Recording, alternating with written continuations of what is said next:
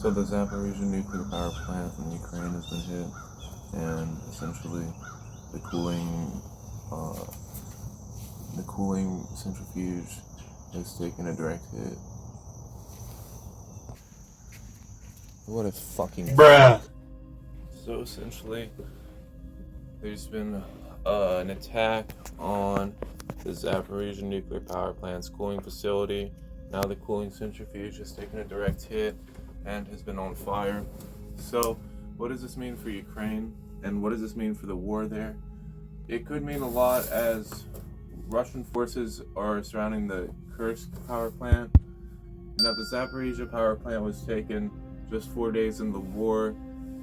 It's in Ukrainian territory, and it's the biggest nuclear power plant in Europe, just by sheer volume. It has multiple different centrifuges and multiple different nuclear cores powering it.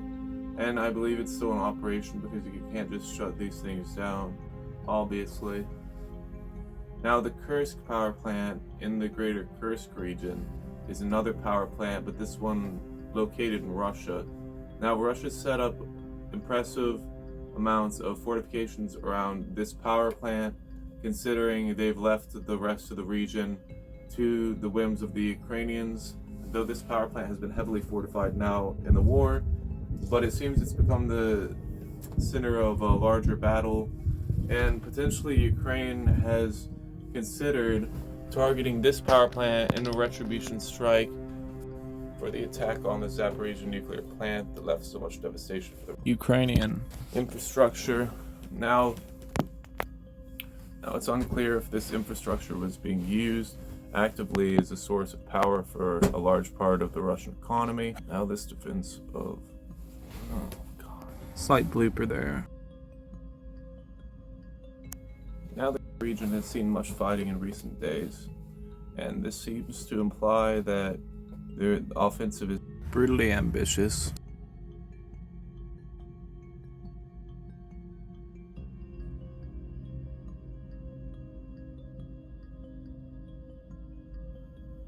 even Chernobyl, for as big of an incident as that was, the all the core nuclear energy production continued for a time, and even when the reactor was on meltdown, energy output did not cease.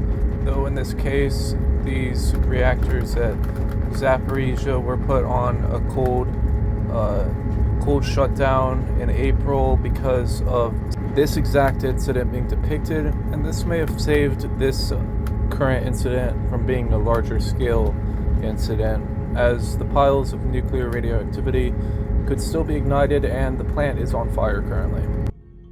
Now at Chernobyl, the boiling water in the reactor kept producing power even without the need for the heat exchanger.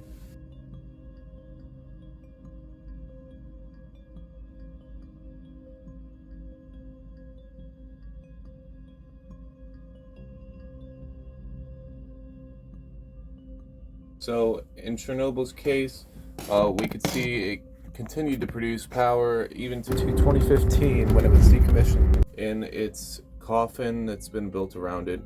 Though the site and operations are no longer continuing, Chernobyl still has a full fleet of staff that have to run and manage the facility, considering all of the pollutants and contamination that have been sourced from there.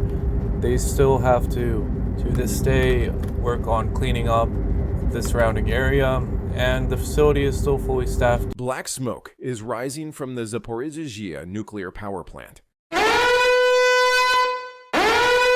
This could be a serious incident, as there are still radiological elements present at the facility that could be caught up in the smoke and turn into fallout. This may be a provocation or an attempt to create panic in nearby towns.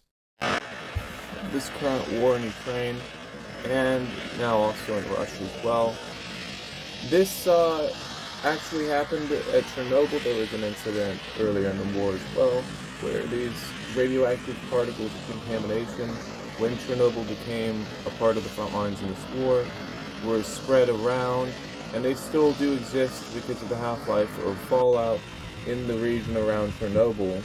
And these particles of contaminated dust were turned up to a significant degree that spiked to the radiation output of the facility during the early days of the war, when Russians dug in and were digging trenches, digging dugouts all around the facility that actually caused this incident.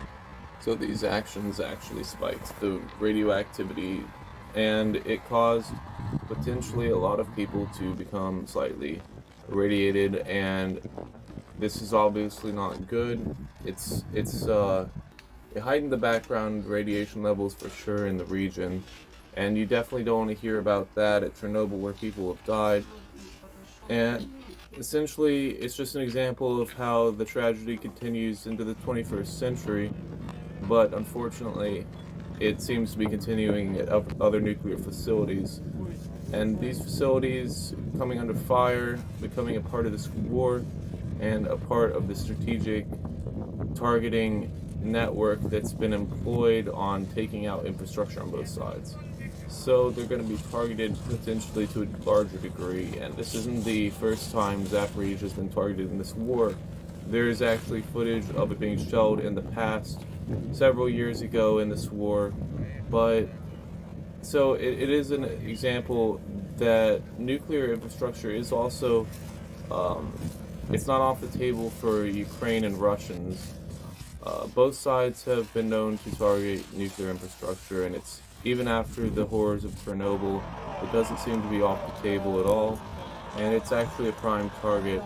As we saw with the reservoir that was burst earlier in the war, causing a massive flood, they're willing to take out a dam and flood several towns downriver if they think that it'll give them more of a strategic advantage in taking those towns if they get flooded.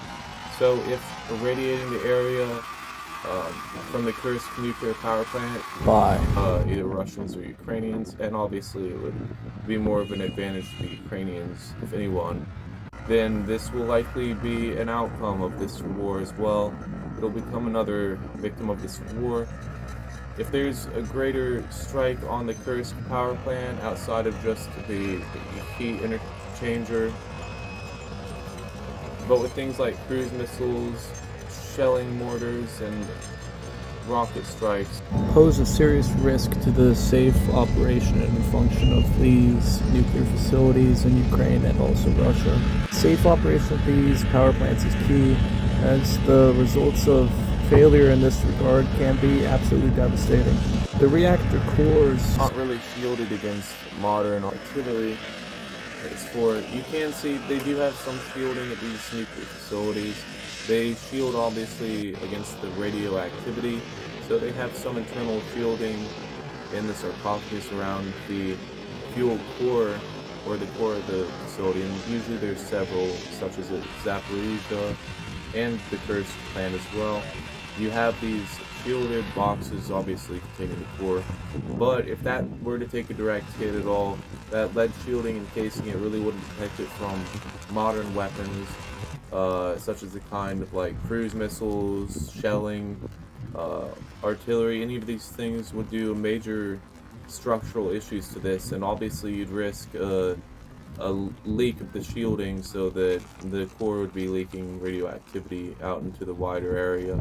This would obviously be very bad, and Thank you for watching. indeed there are still radiological elements there and present at the facility, and the smoke that we see, this black smoke billowing out of the reactor facility where the fuel exchange or heat exchanger is, that this could be a sign that there is some burning near the cores, and if these radiological elements pick up contamination particles, they can spread this contamination around the region in the form of fallout. This can contaminate the soil and the groundwater as well, even making a territory unarable or unlivable. And they can spread this contaminated radiation with these particles of dust or ash coming from the fire being picked up in these billows of black smoke, which means they're particle dense and that the fire is fresh and burning currently.